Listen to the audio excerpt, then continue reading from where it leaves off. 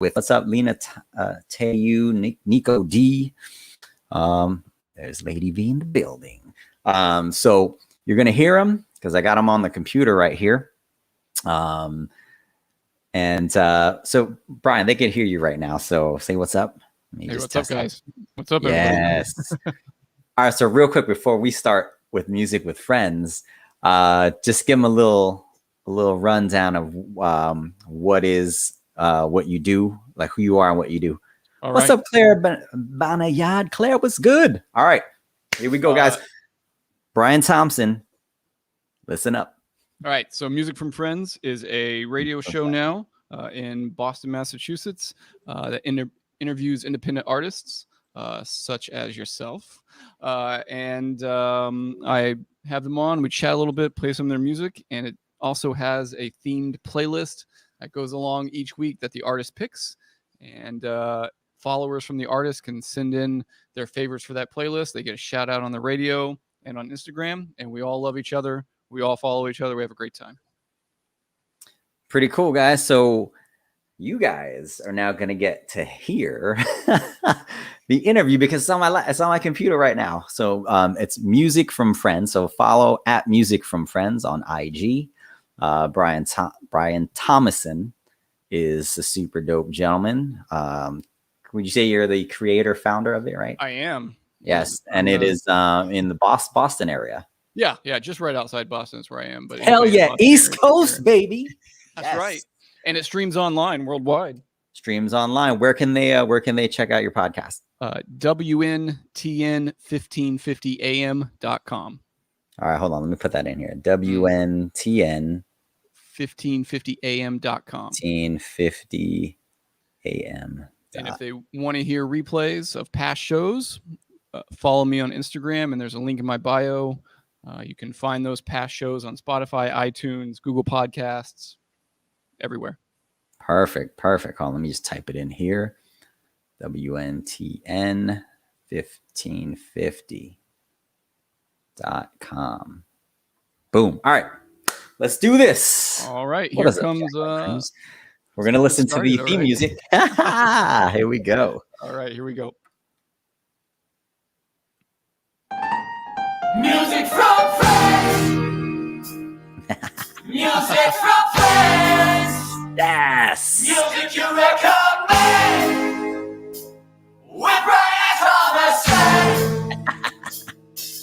Music from friends. Music from friends. WNTN 1550 AM. Music from Friends. All right, welcome back to Music from Friends on WNTN 1550 AM. I am your host, Brian Thomason. Tonight's guest is a super cool R&B pop artist from guess where? Ontario, Canada. I've had a lot of those lately. Welcome to the show, Jay Cabrera. How are you? Thank you, Brian. Appreciate it. Glad to be here. Thanks for having me. Man, thank you so much for coming on short notice. No doubt, man. We're No doubt. recording this previous recording, and this will be played live. Well, I guess won't be played live. Let me start over. We're recording this now on Wednesday. It will be played on Saturday night. So everybody listening on Saturday, this is recorded in advance because I am out of town. Jay, let's just get right into it. Let's go for it. In your bio, you said that since the age of 5, you knew that you wanted to be in music, but then your bio skips a few years. So first of all, what happened at age of 5 that made you realize music is what I want to do? You know what? I think I fudged it a little bit. I would say between 5 and 6, right? Okay. I think I always had a knack for music and just singing along to stuff on the radio. I know my parents, my dad especially, it played a lot of like Beatles and Elvis, and just had older cousins that would listen to like the Police, Simon and Garfunkel, Earth, Wind and Fire, Commodores, Stevie Wonder, Michael Jackson, Jackson 5, right? Nice. And it really was, I probably should rework the bio because the real turning point, I will say, is watching Motown 25. Okay. When Michael first did Billie Jean and first did the Moonwalk. Okay. And that was the point where I was like, yeah, that's really cool. I want to do that. All right. And Because that I remember the next day I was in school, elementary school, and we were all trying to do the moonwalk. Oh so man. that's awesome that that's the time that you remember like seeing that and so Yeah. he was really your kind of idol in a He's sense. the reason. Yeah, he is really the reason why I wanted to get into, doing music, performing, entertaining, that whole shebang. Right. And you think that's around age 5 or 6 or somewhere around 6, yeah, because it would have been like 83. Yeah. Yeah, so it was first grade. Okay. But like, I remember, my parents would say like I was 5 years old and sing the song. Like, anytime like we'd have family over, they'd be playing music. I'd be like either dancing or like humming, singing, trying to sing along to the music. So yeah. So how did you pick up instruments and what age did you finally start picking up? Well, my parents are both from the Philippines. So I have an older brother. We're both first generation Filipino Americans. I grew up in New York City, Queens, Elmhurst, Queens. And typically, and this, I think it's not just Filipinos, but I think Asians in general, like you have to learn an instrument. Right. So for me, it was the piano. It was the Okay. piano. But with the piano, probably from like 6, 7 to maybe 6th or 7th grade. So 11 maybe. But like I you know what I hated doing was practicing. I was gonna say practicing. That's what everybody hates. They just want to play the piano. They just want to be great at it without the practicing. But I will say, with practicing it at a certain point, somewhere in the middle of that, I got really good. And then I just didn't want to practice anymore. And you had the freedom to just kind of stop at 7th grade? Yeah. I think, at that point I was getting more into like sports and stuff. So, a little basketball and tennis. And then, just like time wise, like it's just not enough. There wasn't enough time to do everything. It's not like nowadays where everything's like all scheduled. You have your kids' schedules like all set up, and from this hour to this hour you're going here, and then from here you're going to this activity, and then you're going to this activity, you're going to that activity. Yeah.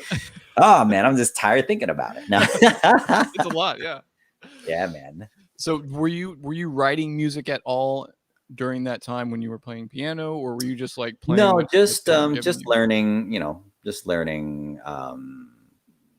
how to play pieces from my piano teacher, right? Okay. Some classical pieces in there, and then I remember one recital I think I ended up playing. We got to pick like a popular song at that time, and it was like I think I ended up playing Whitney Houston, "Greatest Love of All." Okay. Yeah. Didn't sing it, but I played it. I was gonna say, can you sing and play at that rehearsal? But it was just playing it. Yeah, just playing the song. So you got into sports, and then you had to come back to it eventually because music was always there. Music was always around. Just singing and performing. I don't know if you follow the Filipino comedian Joe Coy. Yes, yeah, because So I think it was in his most recent Netflix special where he talks about, when he's whenever his like relatives would come over, his mom would be like, Joseph, do the Michael Jackson. And then he's like, he'd joke around me like, I don't want to, no, because as soon as your parents see like you have some kind of a talent, they want you to perform all the time, every time someone's at the house, go sing, sing for us, karaoke, this, that, right? So, yeah, I mean, when I was, to be honest, like my, from when I first saw, Michael Jackson first perform Billie Jean, at that point, then I was like really like just listening to different kinds of music. At the time it was, Lionel Richie, Stevie Wonder, Michael Jackson, obviously, Phil Collins, the Police, Queen. I think that I think that listened. I kept an open mind. Didn't listen to a lot of country though, that's for sure. Nothing wrong with country, just Right. wasn't my cup of tea, right? It's all right. Back then, but now, now I really, have an open ear to everything, Mm. because you never know where you'll get inspiration from. Right. But yeah, Michael Jackson was really the one, and I would watch he did his little short movie Moonwalker, Mm. which is super dope. I would Okay. watch that. And then I remember I must have wore out the videotape when he performed on the Grammys in 1988. Did "Man in the Mirror"? He did like a medley of "The Way You Make Me Feel," "Man in the Mirror," and I still remember. It's he's got the black slacks, the white socks, the loafers. He's got the royal. He's got like the blue shirt That look. with Yeah. the white little piece of cloth that was like the belt. Yeah. The white T-shirt on there. I was like, yes.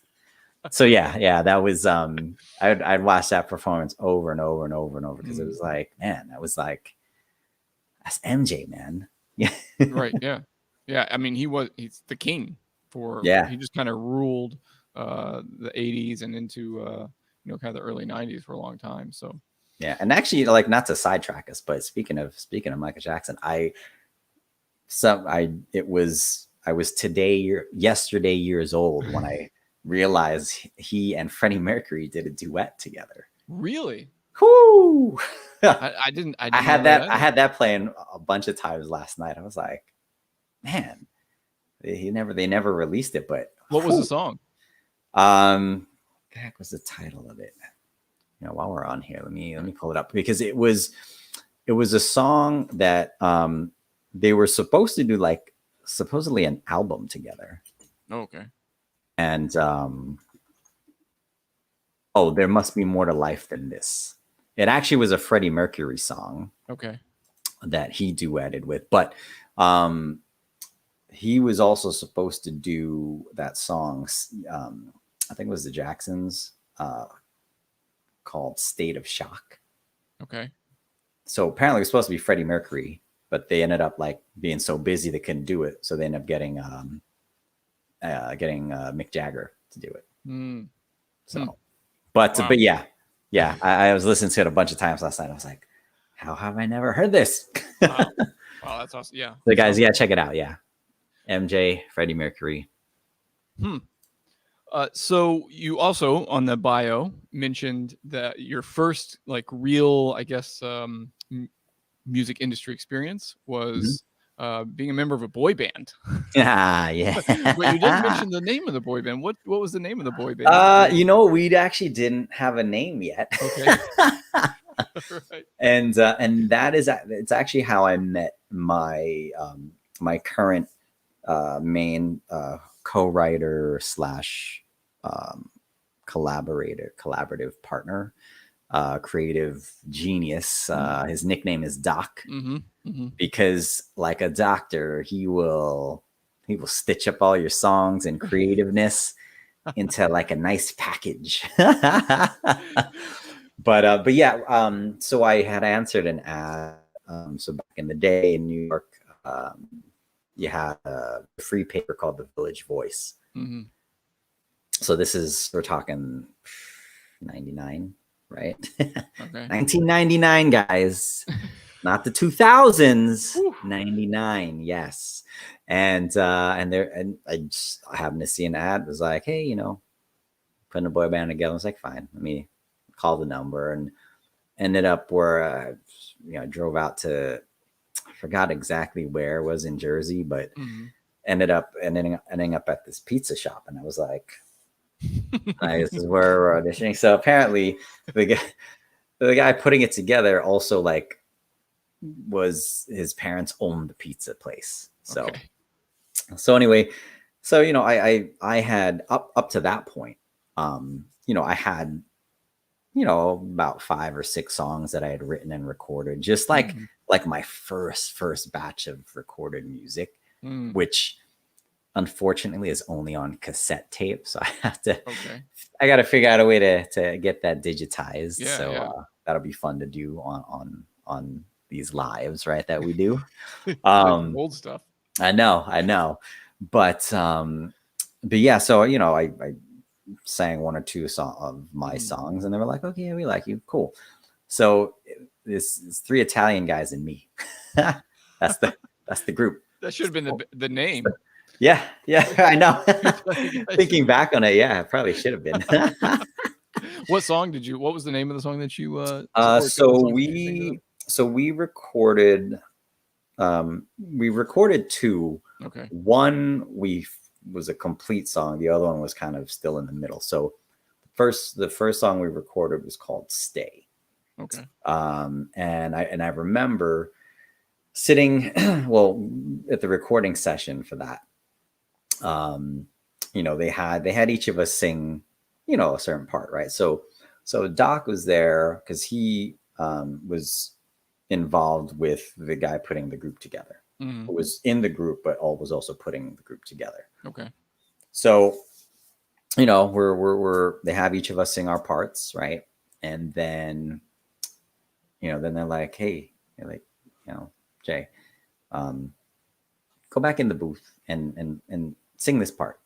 I was like, "All right." So I go in the booth, sing that part. And they're like, "All right, sing this other part too." I'm like, "All right, sing that other part." And they're like, can you do this one too? It's like, "All right, fine." So I do that. Okay. So he's like, "All right, engineer's doing his thing, whatever." And then they play it back. I'm just sitting there and listening. I'm like, "All right, this is kind of cool. I like this. Nice little pop, little pop ditty, right?" Mm-hmm. Then I'm listening. Okay. Then it's like first verse, then the pre-hook, and the chorus comes in, then second verse, and I'm like, "Oh snap. Like they're only using my voices." So I was like, "Oh." I didn't say anything. I was like, Yeah. "All right, sounds pretty good." Yeah. Of course it does. But and then I remember we started recording the second one. I swear we only lasted maybe like a month or 2 months at best. I remember we ended up doing like a photo shoot, and I think I have a couple of pictures from then. It's crazy. Literally 3 Italians and me. Right. That should be a group. That should Brian, be the group. I'm telling you, I'm gonna do it. It's my side project. So did the Doc and the other person just really just see something in you? I mean, it sounds like they did. No. from So that you know what it first- was? So then what happened was the guy that put the group together, I think he was getting pissed because he's like, "Where's everybody else's voices?" Right. Yeah. Yeah. Okay. And it became more apparent that it was like, well, it didn't sound right. So they just wanted to use mine, and I was like, "Oh shit! Oh snap!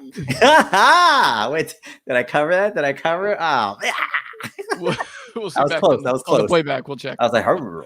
We can reverse it. Be like, "Oh, I got to remember, guys, this is on the radio, so it's got to be clean." Yep. So, but yeah, I ended up like, one of the sessions, I just kind of pulled Doc to the side. I was like, "Hey," I said, "Doc, what do you think?" Like, I played him some of my stuff, and he's like, "I like that." I was like, "What do you think? Like, you think am I better off like just kind of doing my thing, or like we think?" He's like, "To be honest," he's like, "Whatever you want to do, man." He's like, "Your stuff is good." He's like, "I'll work with you." And I was like, "All right, say no more."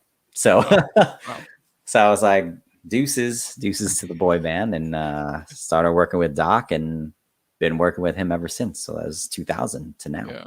Right. And actually the music all of my music is collaborative with Doc, and got a shout out Pat Kelly, Real King Patrick on IG, and Invite Only Studios in New York City.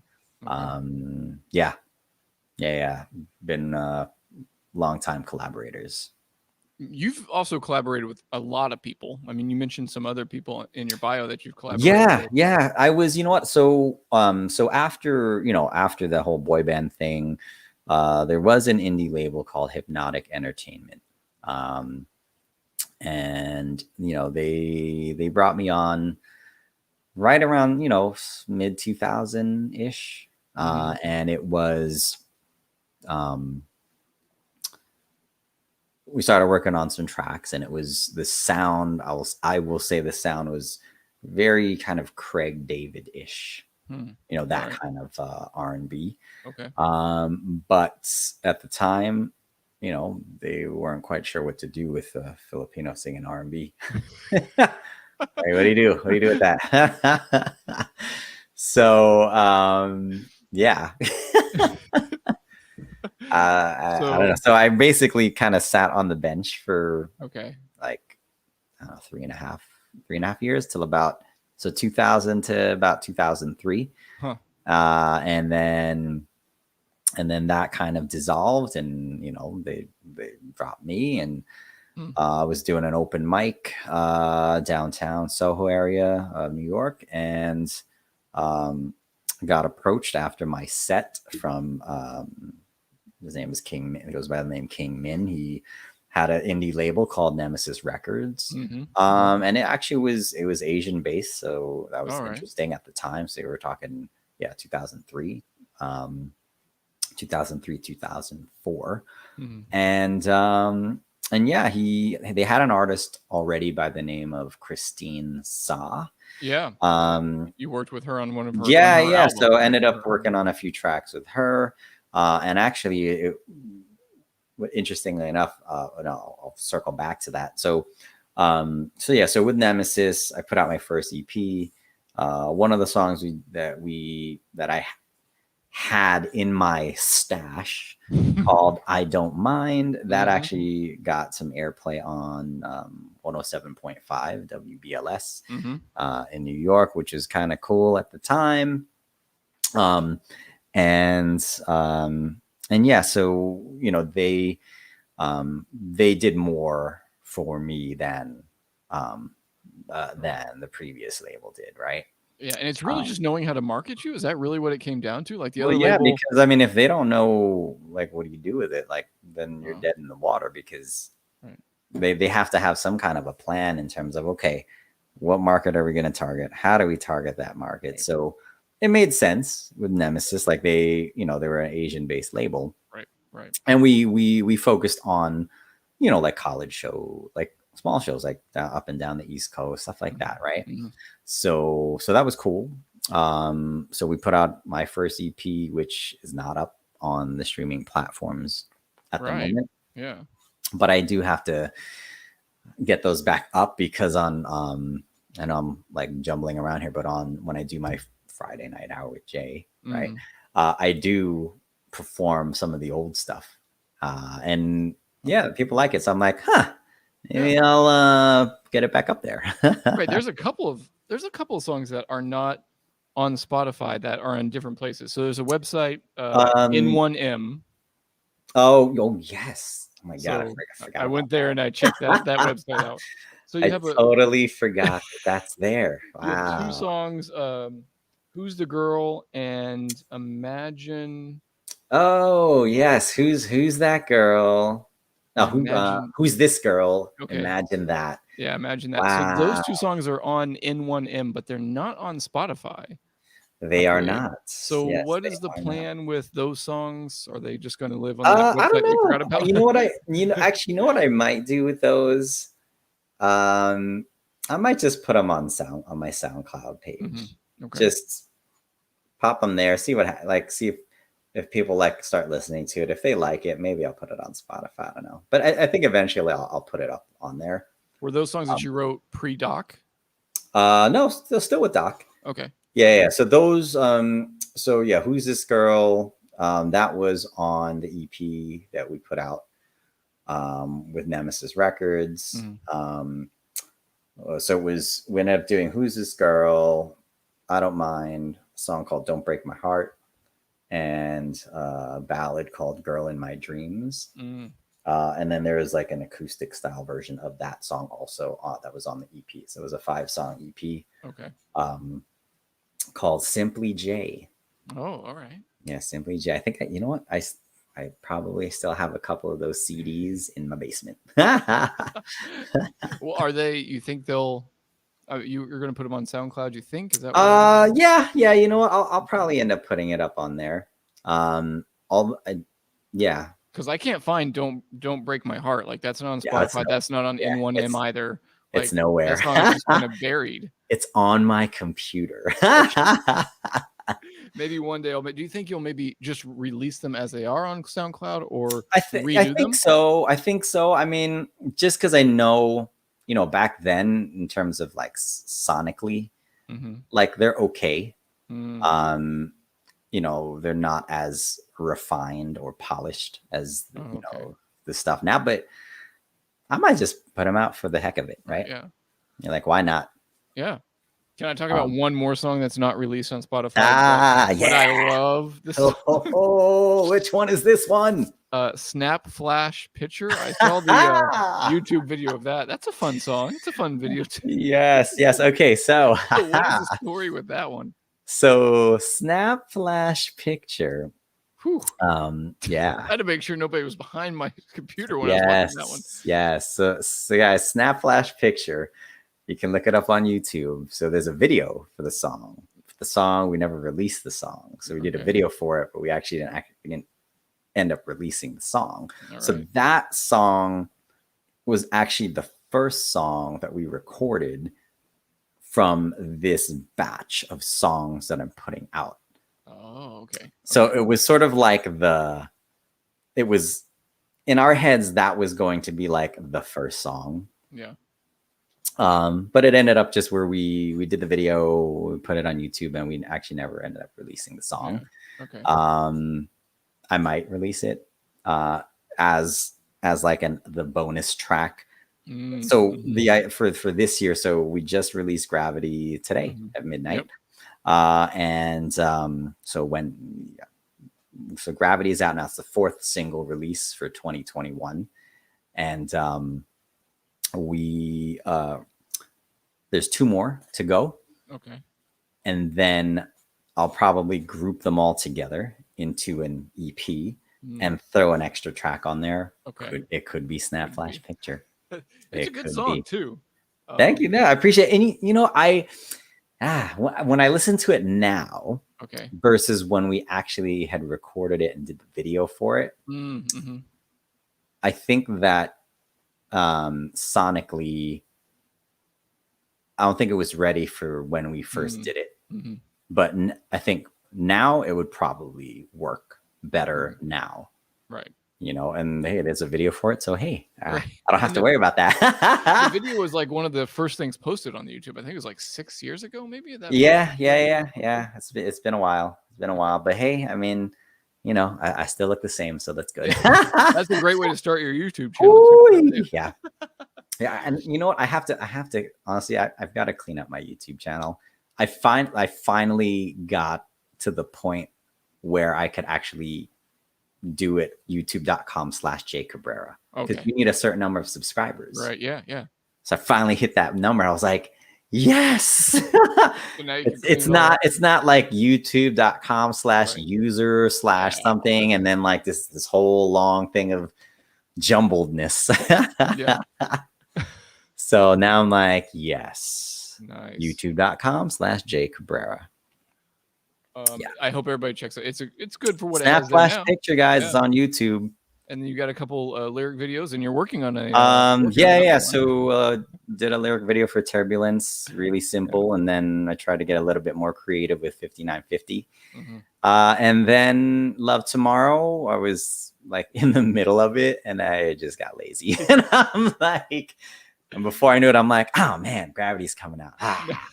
But you know what though? It'll give me some more content to stretch those out. Awesome. Well, that was a good setup for the song we're going to hear, which is Love Tomorrow. Do you want to say something really quick about that while I get it all queued up? Yeah. So Love Tomorrow, in a nutshell, the idea of the song, it was after midnight, kind of trying to think of, what did we want to write about? Pat Kelly had done the music for it, so he had sort of like the basics of the melody of the music, in place. So we were just kind of just talking about whatever, and I honestly forgot how we got into the topic, but I was like, yeah, man, I remember when, a few years ago. So this is a couple years back. So then I'm talking about a couple years back from that point. where I was like, oh man, I remember when I was, dating two girls at the same time. One lived on Long Island in New York, one lives in Philly, and it's like going back and forth. And like one day I like this girl, the next day I like that girl, and it was like, this might be a good topic for song. So Doc, of course, as the doctor, is like, hang on. Yeah. And he does like a couple of lines. I'm like, oh. Then I did one or two lines, and we're like, oh.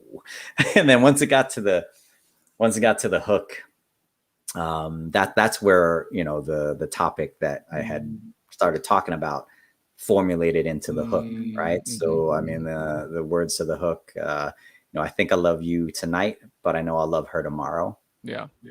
Oh, I'm so confused, right? That's Yep. pretty much the hook, Yeah. but it's drawn out. Mhm. But yeah, that's Nice. that's how we came up with Love Tomorrow. All And then right. we just kind of built the story around that hook.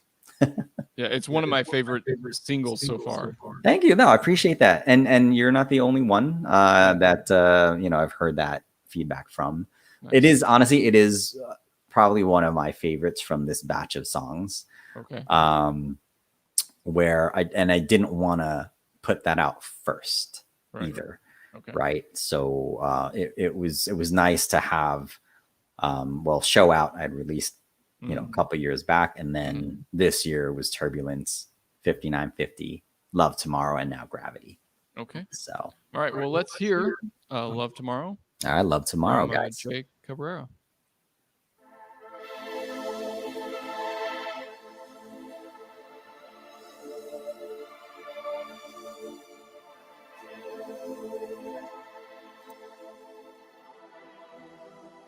You can call it love like that.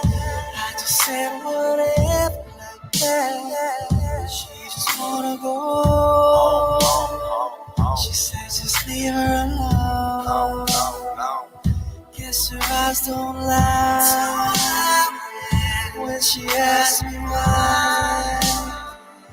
Hard to tell the truth if love don't wanna hurt you.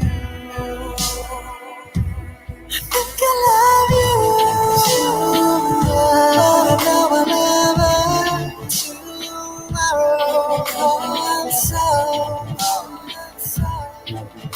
I'm so I think I love you, and tomorrow. Don't know why I if only I could close her eyes and pretend that she's the only one in my life. But history's repeating it twice, and the story always ends with you crying. When she's in my face, telling me she'll never leave me, baby, please stay. But it's hard, she could never get to number one. She's looking for a boyfriend, but it's just for fun. I think I love you, but I know I'll never tomorrow. Oh, I'm so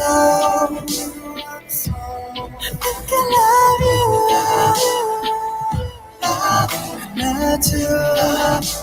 tomorrow. Don't know why I am confused. How will I ever get to know you?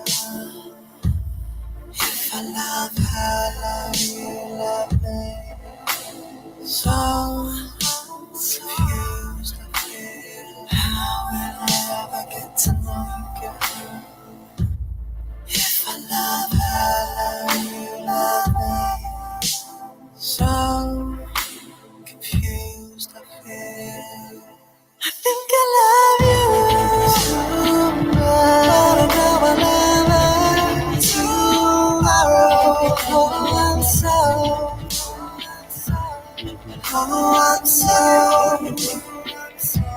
I think I love you, and tomorrow. don't know why I am confused. Yes, sir. Ah, that's so good. I like that one a lot. I think Thank that was the one. It must have been also the first one I heard from you. That was like, yeah, this is solid. Then listen to the rest Cool, of the man. I stuff. appreciate it. I Awesome appreciate it. stuff. It Love is, and you know what's funny? So there's another song that I have out, released in 2017 called "Show Out," that. Mm-hmm. and moving from New York to Canada, that was the first song I released while I'm here in Canada. Mm. And it actually got nominated for a Toronto Independent Music Award, All right. which was craziness. Nice. Didn't win, but hey, that's okay, But hey, because yeah, getting dude, out the there. fact first time. that it even got that, I was like, wow. And I remember doing, just performing in some showcases and some industry events, stuff like that. And I would do Love Tomorrow, and just like no one was like feeling it. And I was like, how are you not feeling this song? Yeah. Now Show Out was fine. Right. But like I would do Love Tomorrow, I would do Gravity, I did Turbulence, and then I would throw in like one or two covers in there. Right. And man, I was like, this is crazy. This is a tough crowd. Hmm. But again, like I'm saying with like Snap Flash Picture, Right. and it just probably wasn't the right time for those songs. So we're talking 2017, 2018, right? So I did Show Out, had a good response. Right. Then I would do, perform, local shows down in downtown Toronto, a couple of open mics, couple of, showcases, stuff like that. And I'd throw in Love Tomorrow, I'd throw in Gravity, throw in Turbulence, right? And it's Right. almost like it was like crickets. I was like, man. So I'm kind of, it's weird, but in a way it's, it's true how, things kind of happen as they're supposed to happen. Right. You know what I mean? So, and I remember between 2017 or 2018 at least, and, end of 2019, I was like, in a place where I was like, I don't know if I want to do it. I don't want to keep doing this. As nothing was really happening. 2019 creatively was just like a bust year. So to put it in perspective, so 2017. So when I released Show Out in the summer. But what I was doing in 2017 on Instagram, I did a series of posts. It was called #1SongADay for 2017. So basically, I was posting every single day, posting a song a day. Now it was cover songs, right? Mainly, except on the Wednesdays of every week, the song I would do would be an original song. So I'd put the extra hashtags original song and hashtag Indie Wednesday, right?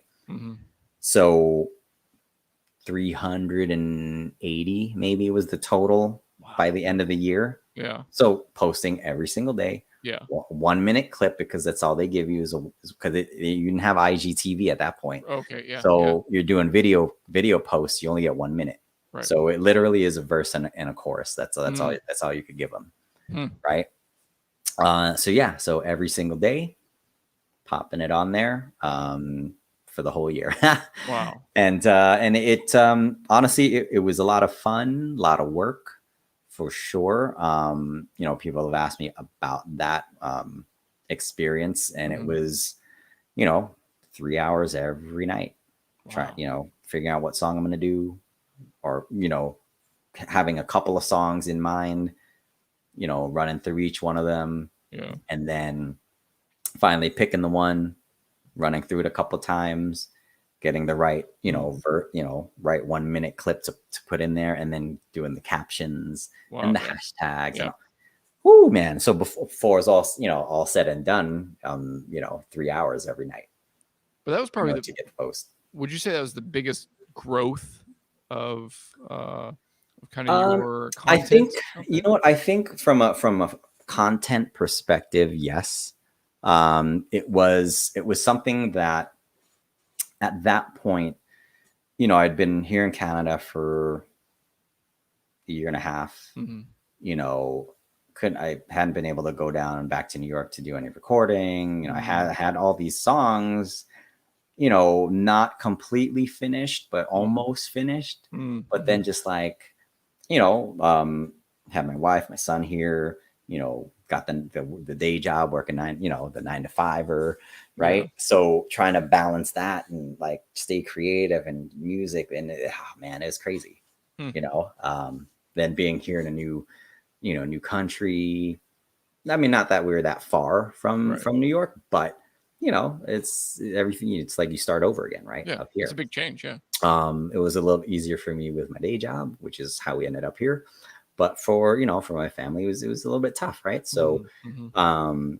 you know, your priorities kind of shift and just try and focus on the family and just making sure everybody's, you know, getting settled in, and then you kind of on a creative level, you take a little bit of a break. And I remember, you know, ending 2016, going into 2017, it was like the holidays, and I'm like, man, it's like I'm getting that creative itch. I want to do something. I'm like, the show out's ready, pretty much. I'm like, I want to release it, but I don't want to just put it out. And I haven't really been posting. I haven't been like it was a time where, you know, like you'd post here and there on Instagram, but it wasn't like how it is now, where it's like it really is content driven, and Yeah. it's a huge tool for all those, you know, all the independent artists out there, independent Definitely. creatives, and even Mhm. for the superstars out there. You know, Yeah. social media is huge right now. Yeah. But you know, I was like, you know, I was trying to think of something. I'm like, you know what, maybe I should, you know, do some singing posts, right? Mhm. And I remember it was, you know, right after Christmas, but before New Year's. I'm thinking, I was like, well, what if I were to sing like one song a day, right? And I'm Mhm. thinking, I mean, how hard could that be? You like, because you know, at some point every day, you're listening to music at some point of the Right. day. Yeah. If you're in your car, you're probably even singing along to songs. So Yeah. I'm like, Yeah. this is a piece of cake. So I said, all Yeah. right, you know what? Let me try and see if I could do this. So of course, you know, January 1st started off. And then it was like, you know, second day, third day, and it was like one weekend. I'm like, all right, not bad. And Right. it was like second week. Then by the third week, I'm like, oh wait. So I'm gonna have to do this till the end of the year. We're only in January. That's 52 of those weeks you got to do. Yeah, Wow. 365 days. And then, you know, 2017 was, you know, you had some events that had happened that year. I think it was like the shootings in Vegas. I mean, just like world events that would happen.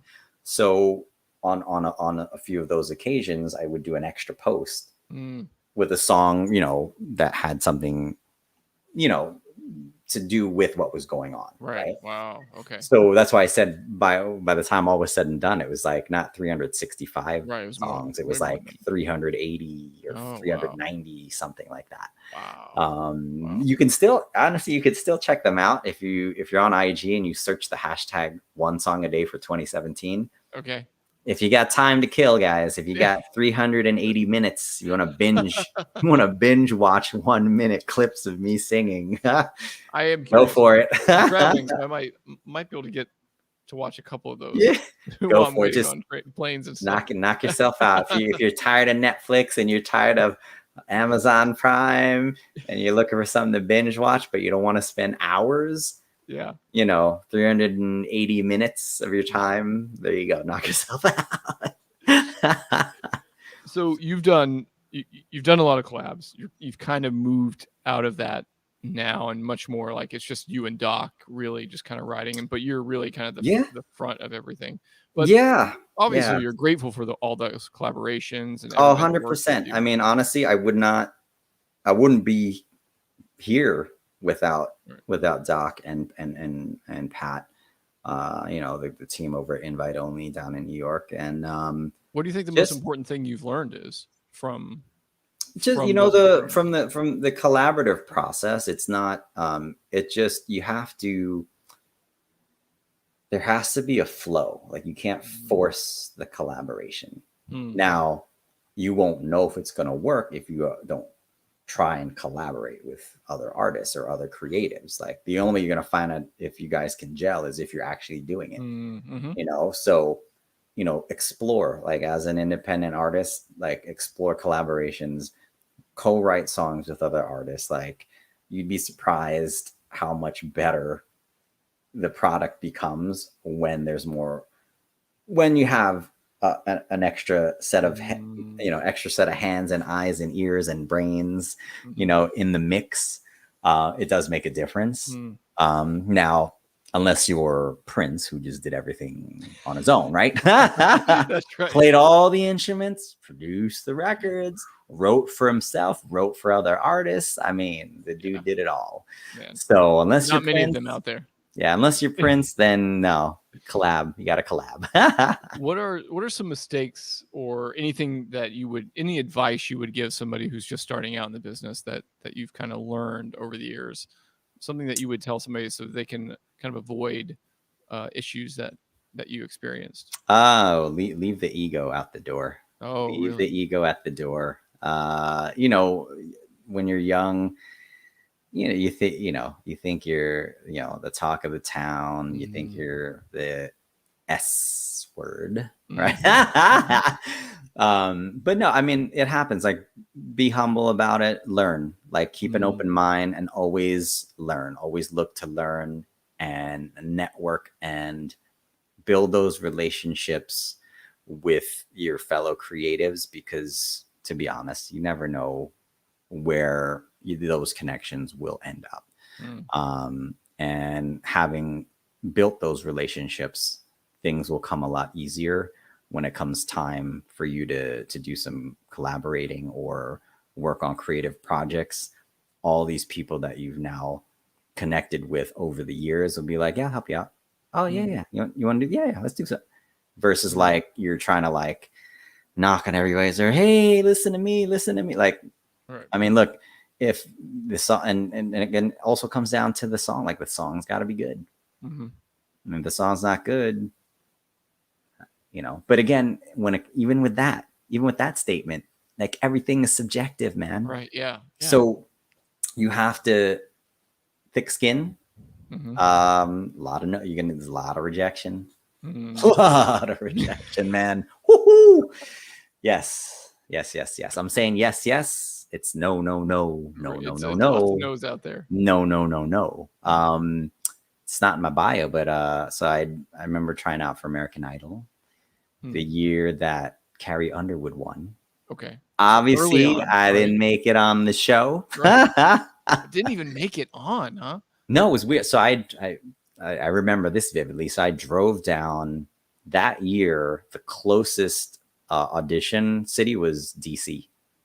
So, dude, I drove down from New York to it was the DC Convention Center, and I got there like 2 days before. Okay. Because they say, you know, you got to get there early. Everybody's like sitting out there. They show the not even sitting out there. Like in the convention center, they have like, you know, your stanchions like for lines, right? And everyone's got like their folding chair, sleeping bag, like a cooler, like snacks.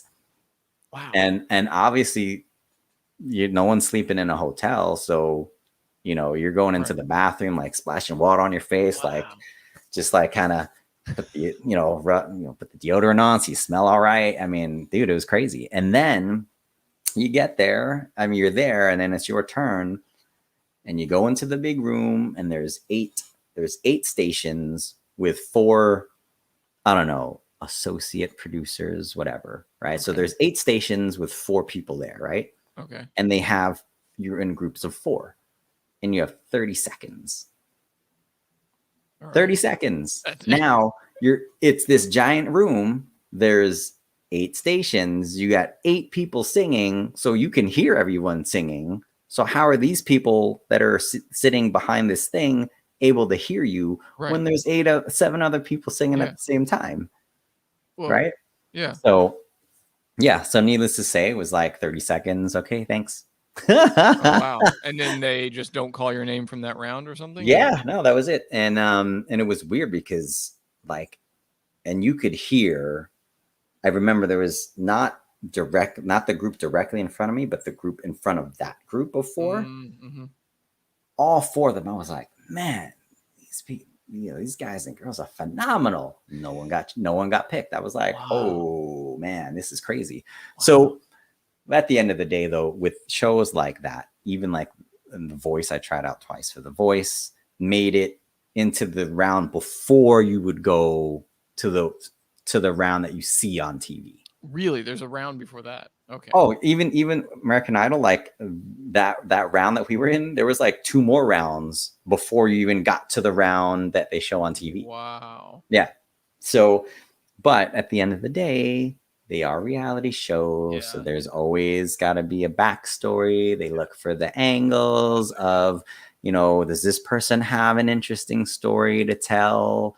Are they goofy? Are they kind of a character? Can't really sing, but they're a character. Okay, yeah, we'll put them on there. Like that's how these shows actually work. Yeah, so if you're really bad, you get on, or really well good. I mean, look, you remember back in the early days of American Idol, it was like that. That's what people were watching. They wanted to watch the train wrecks. And in my go mind, on there. I was thinking like, oh, this is the first, like they were in that long line. They just walked up and started singing. Nobody screened them out, but no, they screened them in so they could exactly. That's terrible.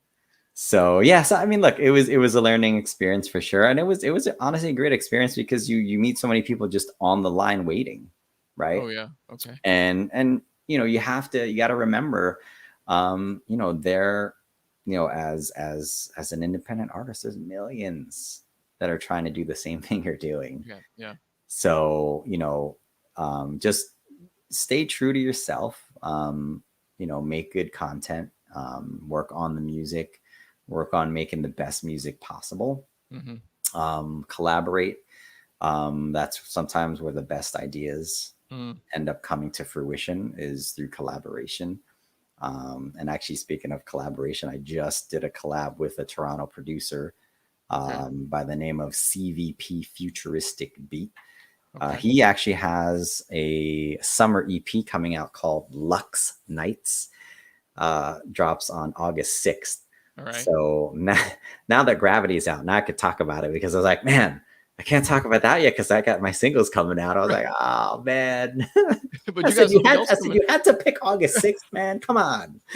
But then after this collab comes out, then you have more stuff coming out before the end of the year. You said so I have two more songs coming out. Okay. So that'll take us into right at the end of October, beginning of November, and then it's the holidays. So right. Yeah. So that it's been a busy busy music year. Yeah. I'll say. Wow. And it's just with COVID hitting last year and everything being locked down, that's this year in terms of music release was what I wanted to do last year. Mm-hmm.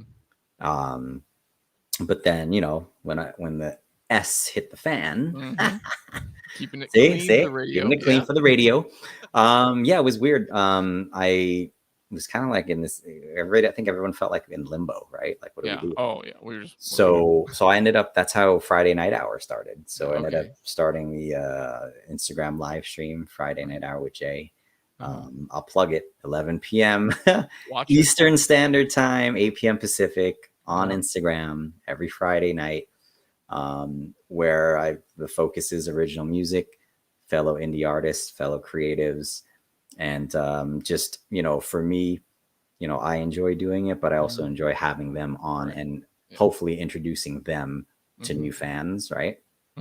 There's 2 Friday Night Hour with Jay playlists right now on Spotify. It's Volume 1 and Volume 2, and those have music from all of the guests so far. We're 63 weeks in. Yeah. So this Friday will be week 64.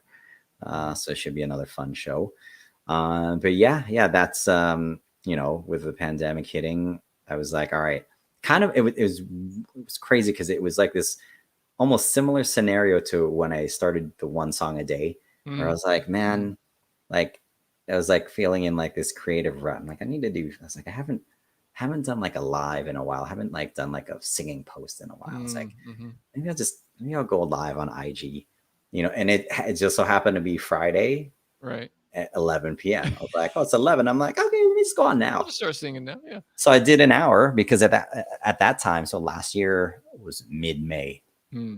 On IG, they only gave you 1 hour for your lives, right? Okay. Before it ended, and then you could start another live, right? Right. But yeah, so the lives for the first 3 months or so were an hour, right? So I'd see the countdown, 2-minute countdown, right? Yep. Yep. And then, well, I remember after the first one I did, I was like, well, this is kind of cool, right? I had, I had two of my friends pop into the live and we were chatting. I was like, all right, this is kind of cool. Sang a couple songs, did a cover, did some of mine. And then I was like, all right, I'm going to do it again next week. So then I was like, I'll do it again on Friday. I was like, yeah, 11 was kind of cool. I'll do it at 11. So did it at 11. Right. Did it the next week. I'm like, all right, let's go. Here we go. but now I'm like, I didn't have sort of an end date in mind. Right. I just said, I'm just going to keep doing it until I don't feel like doing it anymore. And yeah, that was going to be my question. Now that things are opening up and COVID is with the Delta variant, who knows, but seems to be moving away from lockdowns and stuff. Do you think you will continue this, or do you think there's kind of a need or space for that anymore? Well, what I will say is there are some cool opportunities that came up from the Friday night hour to bring it to terrestrial radio. Oh, okay. In addition to doing the IG live stream. So I'm thinking of I'll keep doing the IG because you can see, it's fun for people to see the other artists on there, and the conversations, they're really like free flowing, kind of like what we're doing here. It's right, yeah. We're chatting, we're just kind of free flow chat, getting to know the artists, in a non-structured kind of way, right? So the conversation can go anywhere, right, which is cool, and I think for the viewers and for people that tune in every week, it's something fun for them. Yeah. And usually I get them to perform live. Right, yeah. I like because, live performances. Yeah, no, because because a lot of times they're on and they have a single that they just put out, or they have a project coming up. Yep. So it's always fun to get them on there. And then once that particular episode is done, I add their song to the playlist and share it all over the place so people can get a chance to listen and hopefully become fans. Oh man, that's awesome. I hope it does take hold on the radio. Fingers crossed. So yeah, so there's that opportunity that's there. And obviously, continuing to work on music as well. Yeah. I have my release schedule for this year, right? But there's still a few more songs from those sessions that I'll probably carry over into 2022, right? Okay. But we'll see. And then yes, with things starting to open up a little bit, performing, like live performances, shows, like that's something that's on the radar as well. So yeah, we'll see where that goes. Before we get into the last thing, we'll talk about the Beach Vibes playlist and maybe favorite beach songs. How can people follow you? Where you at on social? All the places that are best to check you out. Best way to do it, go to solo.to/J Cabrera, and that will give you every link imaginable. IG, Twitter, Facebook, SoundCloud, Tidal, Deezer, Apple Music, Spotify, Amazon Music. There's links to the Spotify playlist. There's links to the new song Gravity. There's links to my Spotify profile. Website is on there as well. And I think there's links to some of the some press blogs, music blogs for like Turbulence and 5950. Okay. Wow. Are up there as well. But yeah, solo.to /J Cabrera, or follow me on Instagram, J Cabrera. That's usually my preferred method of content output on Instagram. Yeah. And it's good stuff out there. So no, I appreciate it. All right, so last thing, Beach Vibes playlist. Beach vibes. It's kind of funny because we were chatting, on Instagram Messenger, and for some reason, I mean, you have your location on Instagram, but I just had in my head. I never looked at it because I just had in my head, oh, he's on the West Coast. He's got this cool beach vibe to him. I saw you out in the pool somewhere, and you're just hanging out. I was like, yeah, he's out there, Southern Cal somewhere. And then we talked on IG Live that people actually, think that you're out there all the time. So Yeah. it's a Even natural look, fit for you. even when I, being born and raised in Queens, New York, working in Manhattan, people never thought I was from New York. So- I'd get the, I'd always ask, I'm like, where do you think I'm from? They're like, I don't know, like Southern Cali. I'm like, really? They're like, yeah, man, you just got this laid back vibe. I'm like, okay, I'll take that. Yeah, I can see definitely that. do. I totally And do. I don't sound, and the other thing too is I don't sound like I'm from New York. So No, you don't. Yeah. Especially so Queens. that's always been the case. Wow. So you mentioned one song, your favorite, Will Smith, right? Yeah, because you mentioned summer vibes, and I swear the first song that popped in my head, y'all know it, "Summertime" Yeah, that's by nice. DJ Jazzy Jeff and the Fresh Prince. So now that you've had some time to think about it, any other favorites that come to mind that you're like, this has got to be on the playlist? For summer vibes, ooh, well, I mean, we can go through eras. So if we're talking like '80s, probably Don Henley, "Boys of Summer," right? All right. Brian Adams, "Summer '69," that's a good one.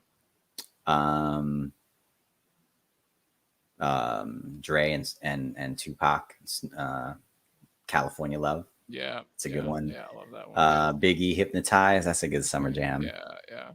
God, what else? Summer vibes. It is interesting that California just makes people think of beach and summer. Yeah, Right? yeah. I No, have it does. Californication from Red Hot Chili Peppers. I have Sublime, a couple of songs from Californication, Sublime on there, and they're yes, very much West Coast type of band. So yeah, definitely. it's a good mix. Oh, of you it know right what? now. You know what's a good summer vibe song? And this is well, we'll give you a little tidbit, a little FYI. Ooh, all right. So another good summer vibe song is "Summertime Rolls" from Jane's Addiction. All right. I'm gonna add that. Now, are you familiar with Jane's Addiction? Yes. So in fun fact, my brother-in-law is Perry Farrell. Okay. So I know. Wow. So Lollapalooza. wait, that's your wife's. Yeah, it's my wife's brother. Okay. Wow. So yeah, Lollapalooza, Porno for Pyros. Yeah. Jane's So Addiction. how was that kind of meeting? You're like, oh hey. Pretty much. I'm like, hey. Just hey. That's so cool. Yeah, I'm not related to anybody famous, even remotely. So, oh, you paused. Are you still there?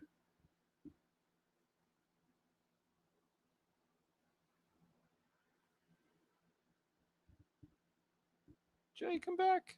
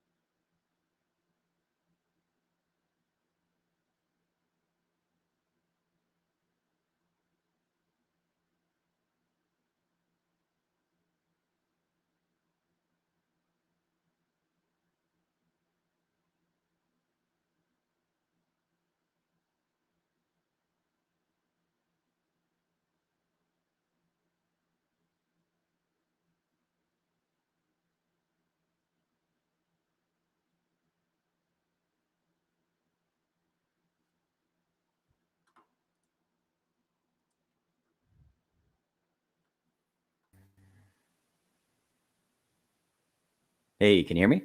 I can hear you now, man. Yeah, that was so, dude. My computer froze.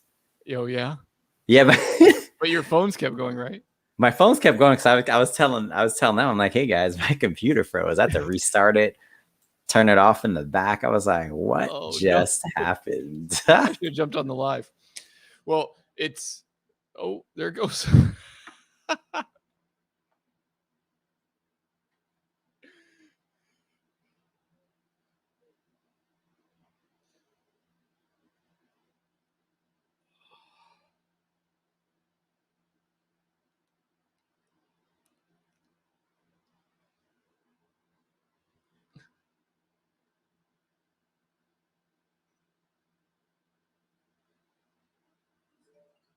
Hey.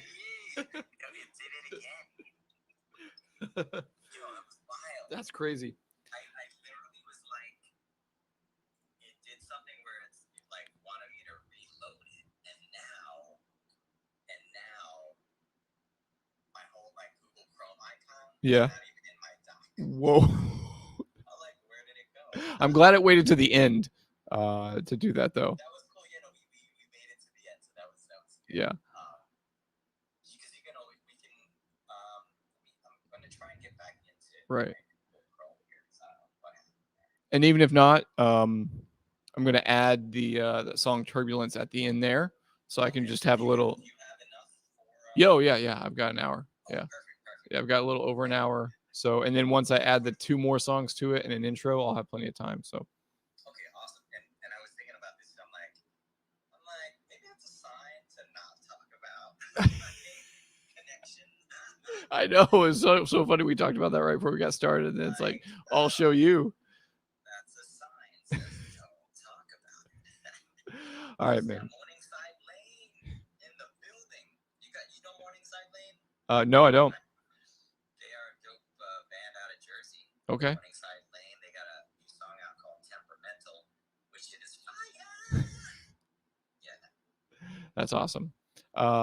Man, thanks so much for joining me tonight, Doubt, man, dude, thank you for having me especially on. on short notice.